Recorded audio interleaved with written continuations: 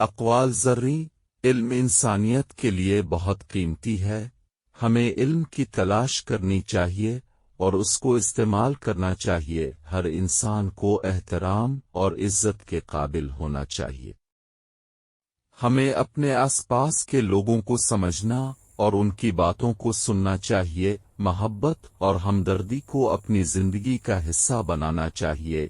ہمیں دوسروں کی مشکلات کو سمجھنا اور ان کی مدد کرنا چاہیے۔ غیرت ایک اچھی بات ہو سکتی ہے جب یہ مستقل اصول اور اخلاقیات کے ساتھ جڑی ہو۔ زندگی میں صبر رکھنا اہم ہے، ہمیں غم و غصے کے وقت پر سب سے کام لینا چاہیے۔ کام سے غلطی، غلطی سے تجربہ، تجربے سے عقل، عقل سے خیال اور خیال سے نئی چیزیں وجود میں آتی ہیں۔ طنز وہ آئینہ ہے جس میں دیکھنے والا اپنے سوا ہر کسی کے چہرے کو دیکھتا ہے۔ برائی جیت تو سکتی ہے لیکن برائی کے نصیب میں جشن فتح نہیں ہوتی۔ علم خرچ کرنے سے بڑھتا ہے، کم نہیں ہوتا۔ آزاد خیال ہونا کوئی بری بات نہیں، لیکن آوارہ مزاج ہونا بری بات ہے۔ محنت اور برداشت کامیابی کی کنجی ہے۔ عقل مند بولنے سے پہلے اور بے وقوف بولنے کے بعد سوچتا ہے۔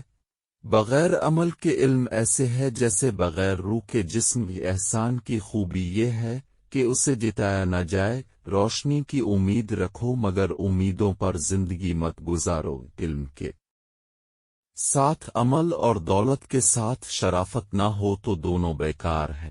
مبارک ہیں وہ لوگ جو اپنی تدبیر اس وقت بھی جاری رکھتے ہیں جب زمانہ ان کا مذاق اڑا رہا ہوتا ہے۔